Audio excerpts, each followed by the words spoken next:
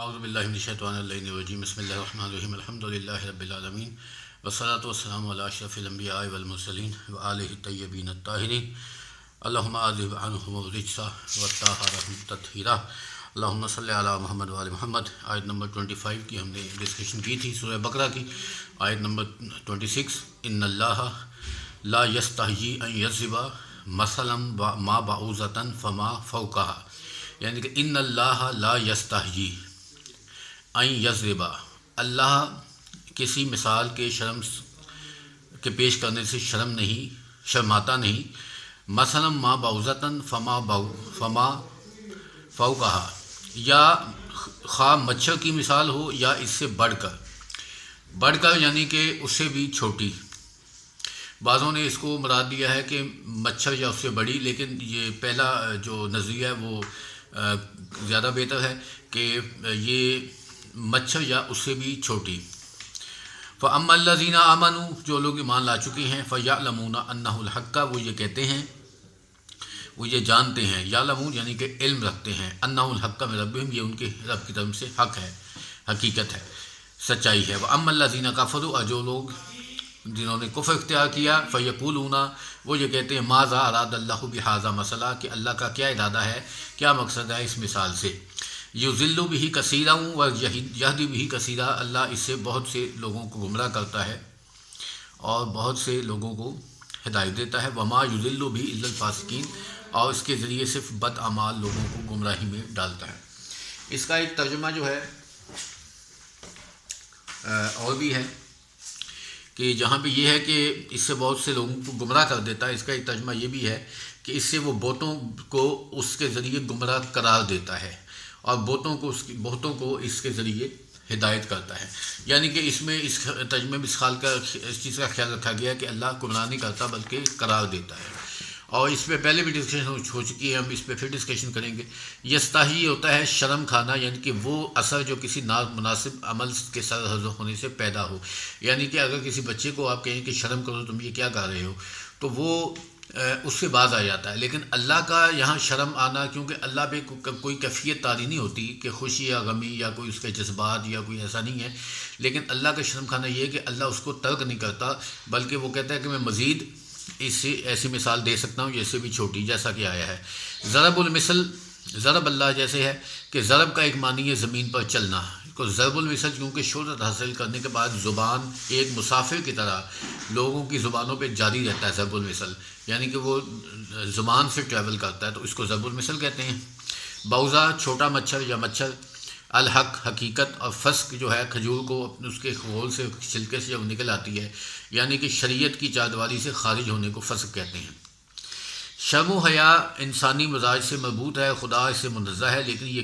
کیفیت ہے، اللہ کیفیت سے ماورا ہے، اس لیے یہاں خدا کی شرم و حیا کا مطلب اس کا لازمہ ہے، یعنی کہ وہ اس کا جو ریئیکشن ہے اس سے وہ مراد ہے۔ بعض مفسرین لکھتے ہیں کہ قرآن نے، دیکھیں قرآن میں ایک جگہ سورہ عنکبوت، یہ مچھر کی مثال تھی یا مکڑی کی آئی، وَإِنَّ الْأَوْحَنَ الْبُيُوتَ لَبَيُوتٌ الْعَنْكَبُوتُ، اور گھروں میں سے سب سے کمزور یعنی مکڑی کا گھر ہے۔ اور سورہ حج میں مکھی کی مثال آئی ہے کہ اللہ کے سوا جن معبودوں کو تم پکارتے ہو وہ ایک مکھی بنانے پر بھی ہرگز قادر نہیں ہے۔ یہودیوں نے، اہل کتاب نے، اس پہ اعتراض کیا کہ اللہ چھوٹی چھوٹی مثالوں سے کیا مراد ہے، تو اس سے یہ اللہ کہتا ہے کہ اس سے اگر کوئی ہدایت لینا چاہے تو اس کے لیے ہدایت کا دروازہ بھی کھلا ہے، اور اگر کوئی گمراہ ہونا چاہے تو وہ پھر یہدی بہ من یشاء ویضل بہ من یشاء سے مراد ہے کہ اللہ نے چونکہ ہمیں 3 سورسز دی ہیں، یہ پہلے بھی آج ڈسکس ہوئی ہے، کان، آنکھ اور قلب، تو اسی سے ہم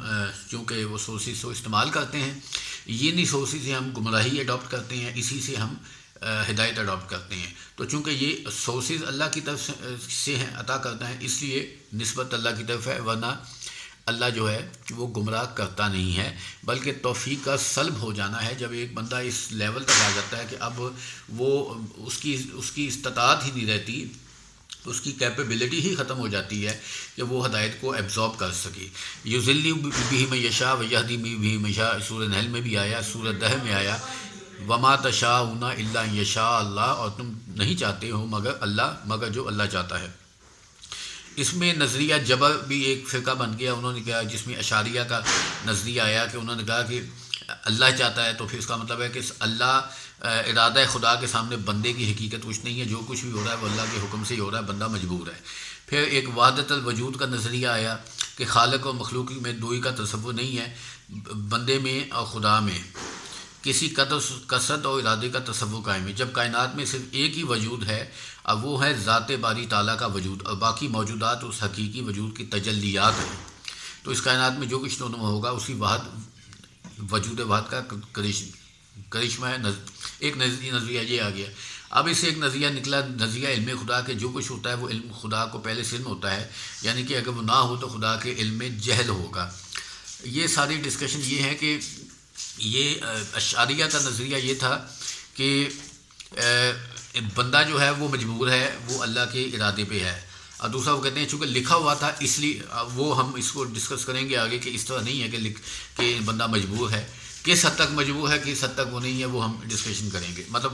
ٹوٹلی مجبور کا جو اشعریہ کا، اہل سنت کا ایک فرقہ تھا اشعریہ، جو ٹوٹلی نظریہ تھا مجبوراً ہونے کا، وہ نہیں ہے۔ اور وحدت الوجود بھی نہیں ہے، کیونکہ ہر چیز میں اللہ موجود ہے، اس طرح کہ ہر چیز جو ہے اس کو مطلب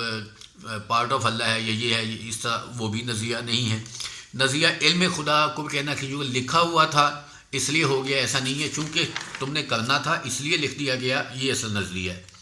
پھر نظریہ تفویض جو معتزلہ کا تھا، وہ یہ کہتے تھے کہ خدا کا ارادہ اس میں نہیں ہوتا، بندہ خود ٹوٹلی خود مختار ہے۔ تو یہ جو آیت آئی ہے کہ جس میں ہم ڈسکشن کر رہے ہیں کہ یذل بہ کثیرا و یہدی بہ کثیرا، اس کے ضمن میں یہ تو اب ہمارا جو امامیہ کا عقیدہ وہ یہ ہے کہ اس کے درمیان میں ایک راستہ ہے کہ کچھ چیزوں میں بندہ اختیار رکھتا ہے، کچھ میں بندہ اختیار نہیں رکھتا۔ تو اگر ہم کہتے ہیں کہ بندے کو اختیار ہی نہیں ہے، پہلے نظریہ اشعریہ کے نظریے کی بات کر لیں، تو پھر بندے کا کوئی کمال نہیں ہے کہ وہ نیکی کر رہا ہے، اور پھر وہ گناہ بھی کر رہا ہے تو وہ نعوذ باللہ اللہ کی طرف منسوب ہوگا کہ پھر اس کو حساب کتاب سے مبرہ ہونا چاہیے۔ اور دوسرا، اگر وہ بندہ ہی کر رہا ہے، اس میں ارادہ خدا نہیں ہے، تو وہ بھی ٹھیک نہیں ہے، جس میں انہوں نے کچھ آیتیں یہاں کوٹ کی کہ ہر شخص عمل کا گروی ہے، پر جو شخص چاہے ایمان لائے کفر کرے۔ تو اگر بندے کا ارادہ بھی نہیں ہے تو پھر اس کو جو ہے سزا اور عقاب کا، جزا کا مستحق نہیں۔ یہ عدل الہی کے خلاف ہے کہ وہ بندہ جو ہے وہ کسی کو یا تو وہ مجبور ہو اور اس کو اللہ سزا دے۔ اللہ نے خود مختار بنایا ہے اعمال پر۔ یہ امام جعفر صادق کا نظریہ ہے کہ نہ تو جبر کا نظریہ صحیح ہے، نہ تفویض کا۔ جبر یہ کہ وہ مجبور ہے، تفویض یہ کہ اس کو اختیار دے دیا گیا ہے، بلکہ ان دونوں کے درمیان مابین ایک امر ہے۔ میں نے پوچھا اے فرزند رسول یہ کیا ہے؟ تو فرمایا جن چیزوں کا حکم دیا ہے ان سے کے بجا لانے، اور جن چیزوں سے روکا ہے ان سے ترک کرنے کا امکان موجود ہونا، یہ وہ ہے۔ اگر خطا صدر ہونا قہری ہے تو پھر اس سے قصاص لینا ظلم ہے، یعنی کہ بائی فورس اسے کرایا جا رہا ہے تو پھر اس پہ سزا نہیں ہو سکتی۔ تو کیا یہ گمان کرتا ہے کہ جس نے تجھے روکا ہے اس نے تجھے دھوکہ دیا ہے، مجبور ہونے کے باوجود روکا ہے؟ اگر جھوٹی گواہی دینا جبری طور پر سرزد ہوا ہے تو جھوٹی گواہی دینے والی سے قصاص لینا ظلم ہوگا، کیونکہ وہ بھی جبر میں آ رہا ہے کہ وہ اپنی مرضی سے نہیں لے رہا۔ اب ایک بڑا پیارا جملہ امام جعفر صادق علیہ السلام کا ہے جو کہ اکثر آپ کوٹ کر سکتے ہیں اسے اپنی اصلاح سمجھنے کے لیے، کہ جس عمل پر، جس فعل پر تو استغفار کرتا ہے وہ تیری طرف سے ہے، اور جس پر تو اللہ کی حمد کرتا ہے وہ اللہ کی طرف سے ہے۔ یعنی کہ جس کام پر اللہ کی اس بندہ کو اسے سرزد ہو جاتا فعل تو ہم بندہ کہتے ہیں استغفر اللہ، مطلب کیا ہو گیا، کو اس بندے کا فعل ہے، اور جس پہ وہ اللہ کی تعریف کرتا ہے کہ یا اللہ تیرا شکر یہ ہو گیا، وہ اللہ کی من جانب توفیق من جانب اللہ ہے۔ یعنی کہ جس کام پر تو بندے کی مذمت کر سکتا ہے وہ اس بندے کی طرف سے ہے، جس کام پر تو اس بندے کی مذمت نہیں کر سکتا وہ امر خیر ہے اور اللہ کی طرف سے ہے۔ ایک تو یہ اس میں جو ہو گیا، یہ ہم نے ڈسکشن کر لی۔ اب مچھر کی جو مثال دی گئی ہے، اس میں پہلی بات تو یہ کہ کیا اللہ مثال دیتا ہے، اور سورہ حج میں اگر ہم دیکھیں تو کوشش کریں سورہ حج، خدا کو چھوڑ کر جن کی تم عبادت کرتے ہو تو ایک مکھی بھی پیدا نہیں کر سکتے، وہ سب مل کر اس کی کوشش کریں، اور اگر مکھی ان سے کوئی چیز چھین کر لے جائے تو اسے واپس لینے کی قدرت نہیں رکھتے۔ طلب کرنے والا اور جس سے طلب کی جا رہی ہے وہ دونوں کمزور ہیں۔ تو یہ اللہ نے یہ مثال دی۔ پھر دیکھا کہ سورہ عنکبوت جو ہے مثل الذین اتخذوا من دون اللہ اولیاء کمثل العنکبوت اتخذت بیتا وانا نحن ہن البیوت بیوت بیت العنکبوت لو کانوا یعلمون۔ یہ یہاں پہ کہ اللہ جو ہے مثال دیتا ہے، اللہ نے 2-3 جگہوں پہ مثال جو ہے وہ دی ہے۔ تو اسے ایک مراد تو یہ ہے کہ وہ مچھر سے چھوٹی بھی۔ اچھا، مچھر کی مثال جو ہے اس کی کیوں دی گئی ہے مثال یہاں پر؟ کیونکہ یہاں پر مکھی کی مثال بھی ہو سکتی تھی، یہاں پر کسی اور انسیکٹ کی یا کوئی جو اڑنے والے ہیں انسیکٹس ہیں یا پرندے ہیں یا کوئی بھی مثال ہو سکتی ہے۔ مچھر جو ہے اس میں ہم بہت اس میں ایک امام صادق علیہ السلام کی حدیث ہے کہ خداوند عالم نے مچھر کی مثال دی ہے، حالانکہ وہ جسامت میں اس لحاظ سے بہت چھوٹا ہے، لیکن اس کے جسم میں وہ تمام آلات و اعضاء و جوارح ہیں جو خشکی کے سب سے بڑے جانور کے جسم یعنی ہاتھی، اور اس کے علاوہ بھی اس کے 2 عضو یعنی کہ سینگ اور پر ہیں جو ہاتھی کے پاس نہیں ہوتے۔ خداوند یہ چاہتا ہے کہ مومنین کو اس مثال سے خلقت و آفرینش کی خوبی و عمدگی بیان کرے۔ یہ ظاہراً کمزور سا جانور ہے جسے خدا نے ہاتھی کی طرح پیدا کیا۔ اس میں غور و فکر انسان کو پیدا کرنے کے لیے عظمت طرف متوجہ کرتا ہے، خصوصاً اس کی سونڈ جو ہاتھی کی سونڈ کی طرح ہوتی ہے، اندر سے خالی ہے اور وہ مخصوص قوت سے خون کو اپنا کھینچتی ہے، اور اس کی یہ ٹوٹنی دنیا کی عمدہ ترین سرنگ ہے، اس کا اندرونی سوراخ بہت باریک ہے۔ خدا نے مچھر کو قوت جذب و دفع اور ہاضمے کی قوت دی ہے، اس طرح سے مناسب طور پر ہاتھ پاؤں اور کان دیے ہیں، اسے پر دیے ہیں تاکہ غذا کی تلاش کر سکے، اور یہ پر اتنی تیزی سے اوپر نیچے حرکت کرتے ہیں کہ آنکھ سے ان کی حرکت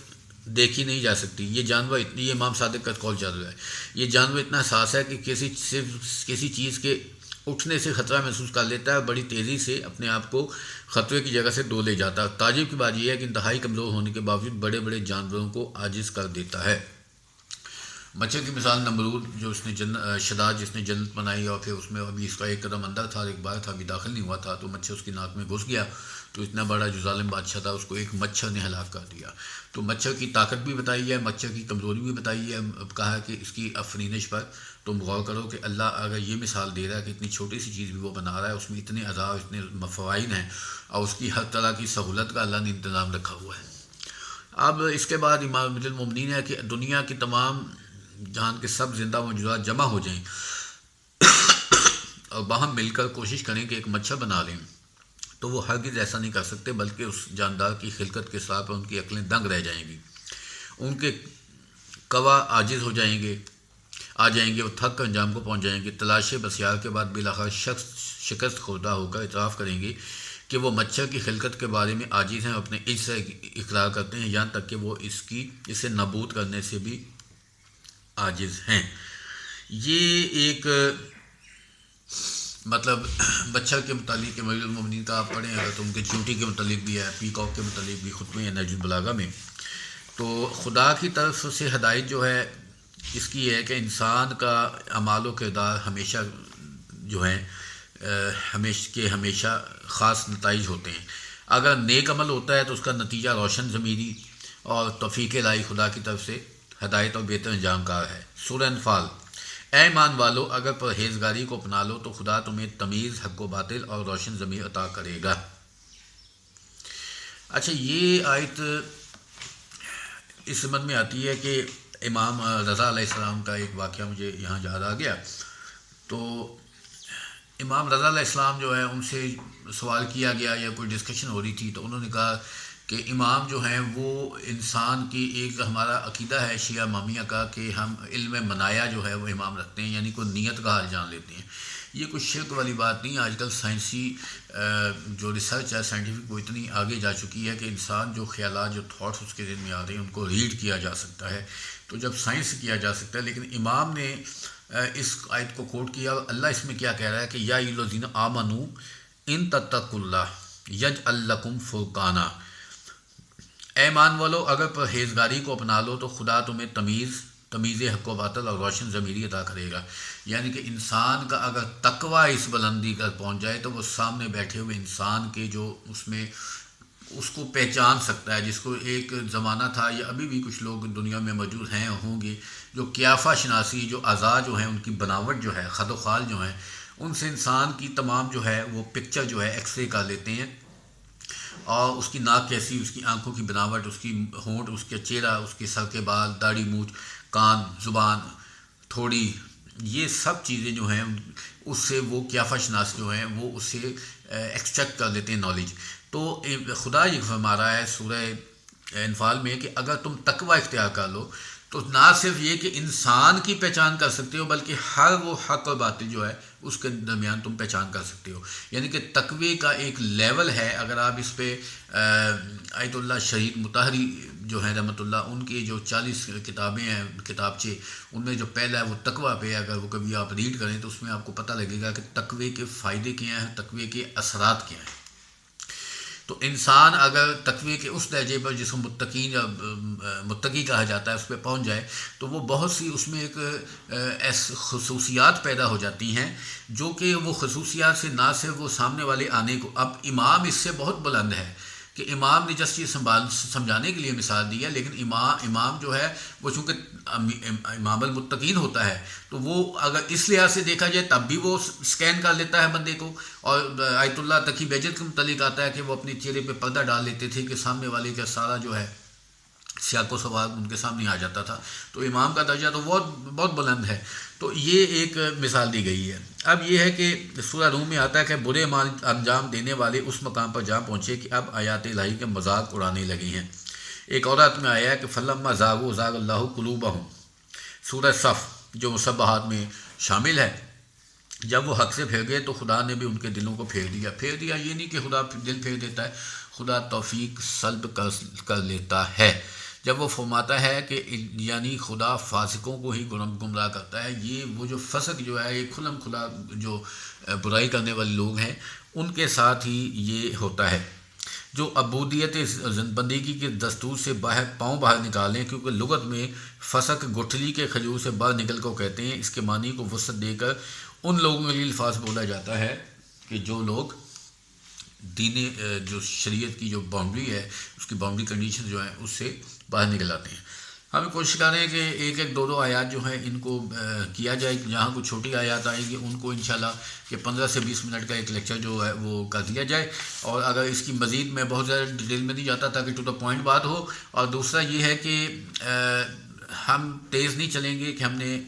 دوڑ نہیں لگانی کسی کے ساتھ، ہم نے اس قرآن کو سمجھنا ہے، اس میں اگر جتنا بھی ٹائم لگے اللہ تعالیٰ ہمیں توفیق دے کہ ہم اس کو سمجھ سکیں۔ وآخر دعوانا الحمدللہ رب العالمین۔